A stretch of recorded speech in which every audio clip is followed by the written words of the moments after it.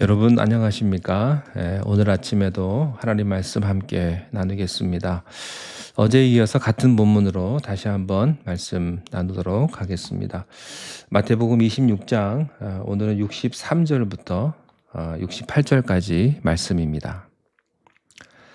예수께서 침묵하시거늘 대제사장이 이르되 내가 너로 살아계신 하나님께 맹세하게 하노니 내가 하나님의 아들 그리스도인지 우리에게 말하라.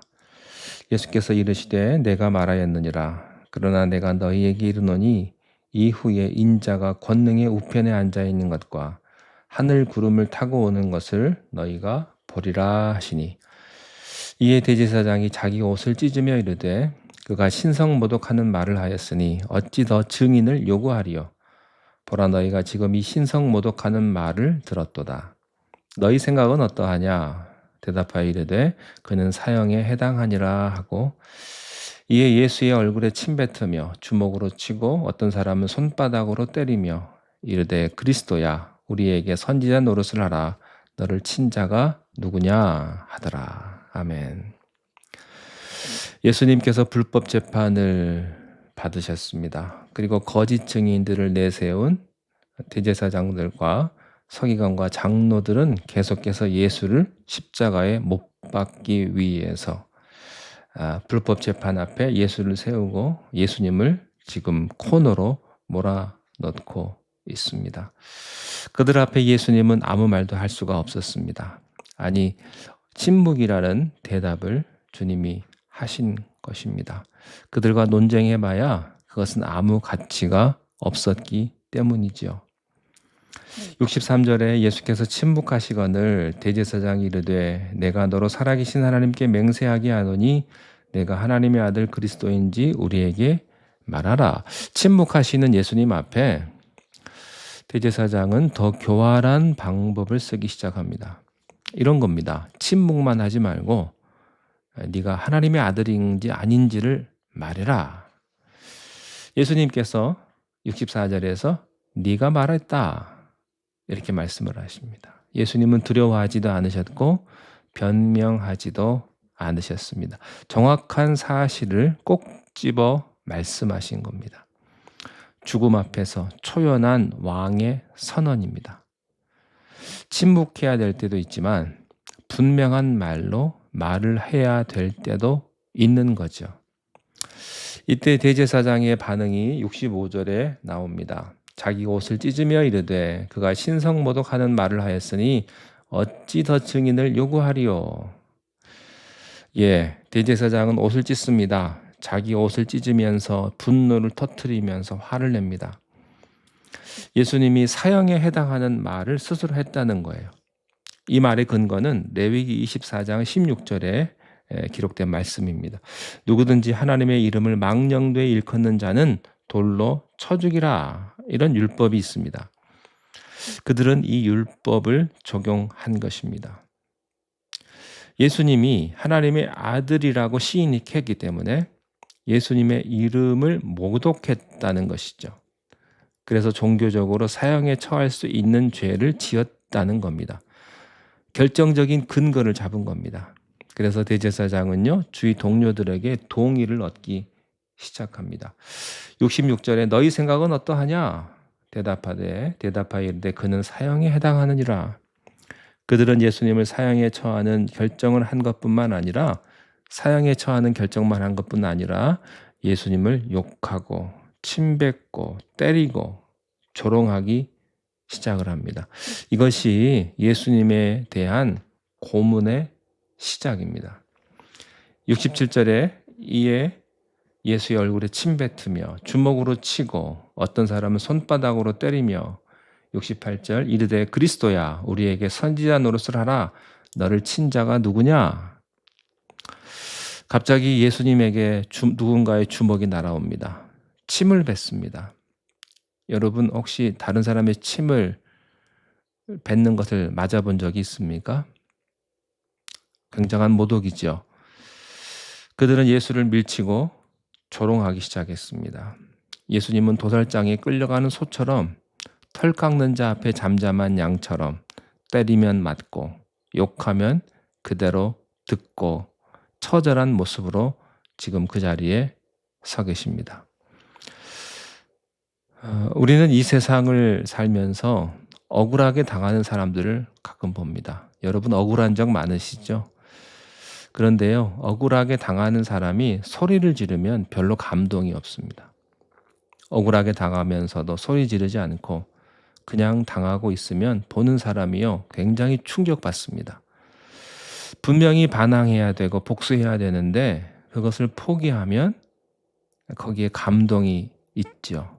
능력이 나타나고 기적이 나타납니다. 대부분의 사람들이 당하면서도 능력이 없는 것은 복수하기 때문입니다. 여러분, 우리들에게 고난이 있습니다. 예수님 때문에 고난 받아보셨습니까? 믿음 때문에, 신앙 때문에 혹시 고난 받으셨습니까? 어려움에 처해 보셨습니까?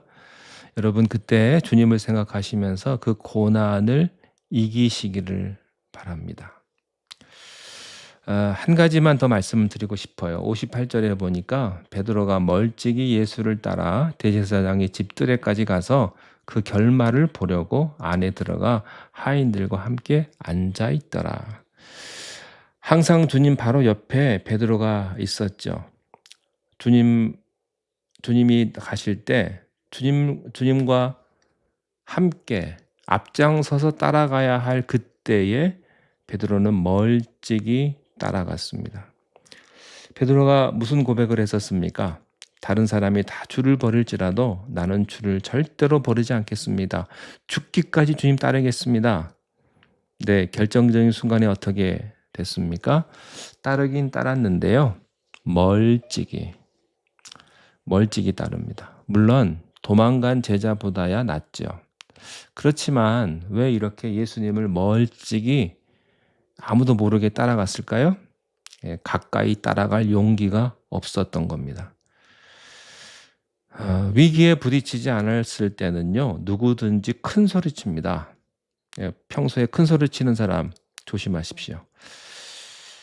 그러나 자기가 위기에 부딪히거나 어려운 상황 속에 들어가면 비겁해집니다. 그것이 인간의 본질입니다.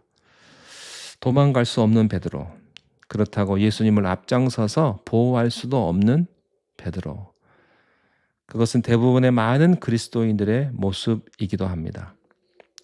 세상에 교회가 그렇게 많고 예수 믿는 사람들이, 아니 집사님들이 그렇게 많아도요, 세상이 꼼짝하지 않는 이유는, 세상이 더 타락하는 이유는 우리가 회색 그리스도인이기 때문입니다. 옳은 소리, 의로운 소리는 다 하고 정의로운 소리는 다 하지만 실제로는 그렇게 살 수 없는 비겁한 우리의 신앙 양심 때문입니다. 어떤 사람은요, 교회 안 나오면 굉장히 괴로워하기도 합니다. 그런데 교회 일에 앞장서는 사람도 아주 굉장히 괴로워하는 사람이 있습니다. 그래서요, 항상 그저 턱걸이 하듯 겨우겨우 신앙생활을 하는 거예요. 힘들게. 교회 한번 나오는 것도 너무너무 힘이 들어요. 주일날 왜 이렇게 피곤하고 힘든지. 지금 베드로가 지금 그런 상황입니다. 이 인간 베드로의 신앙을 우리가 닮아가잖아요. 그러면 나중에 예수님을 배신하는 데까지 가게 되는 겁니다. 베드로가 멀찍이 예수님을 쫓아 대제사장의 뜰에 간 이유는 무엇입니까? 예수님을 보호하기 위해서가 아닙니다. 재판의 결과를 보려고 간 거예요. 어떻게 되나? 재판의 결과가 좋아서 예수님이 살아나시면 주님, 내가 여기 있습니다. 라고 말을 하고, 반대로 예수님이 위험하거나 어려워지면 도망가려고 했을 겁니다. 비겁한 신앙이죠. 이것은 굉장히 인간적이고 지성적이고 합리적인 신앙입니다. 베드로는 예수님과 3년 동안 함께 지내면서 예수님의 설교를 듣고 밥도 같이 먹고 잠도 같이 자고, 그래도 이 모양입니다. 아직 변하지 않았습니다. 베드로는 십자가를 보고도 변하지 않았습니다. 부활하신 예수님을 보고도 변하지 않았어요. 언제 변했습니까? 예수님이 승천하시고 오순절 성령의 체험을 하고 나서 180도 바뀌게 된 거예요. 저는 여러분에게 이런 변화가 있으시기를 바랍니다. 내가 아무리 해도요 안 되는 건 안 됩니다.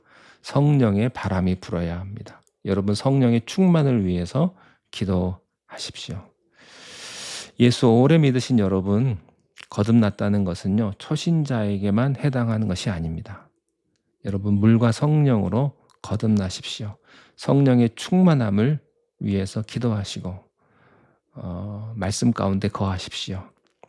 하나님의 은혜가 오늘도 여러분에게 함께 하시기를 바랍니다. 기도하겠습니다. 하나님 아버지, 오늘 주님을 멀찍이서 따라갔던 베드로를 바라봅니다. 우리의 신앙도 다시 한번 돌이켜보게 하시고 위기 앞에, 어려움 앞에 우리가 주님을 멀리 따라간 사람이 아니었는지 다시 한번 돌이키게 하여 주옵소서. 겟세마네에서 함께 기도하지 않았던 베드로와 제자들이 당황하고 또 주님을 떠나버렸던 모습을 우리가 바라보면서 우리의 믿음의 현주소를 다시 한번 살펴보게 하여 주시옵소서. 성령의 충만함을 주시고 아버지 하나님 우리들 가운데 성령의 기름을 다시 한번 허락하여 주시옵소서. 그리하여 주님과 가까이 어떤 어려움과 위기 상황 속에서도 오직 주님만 바라보며 믿음 생활할 수 있는 우리가 되게 인도하여 주시옵소서.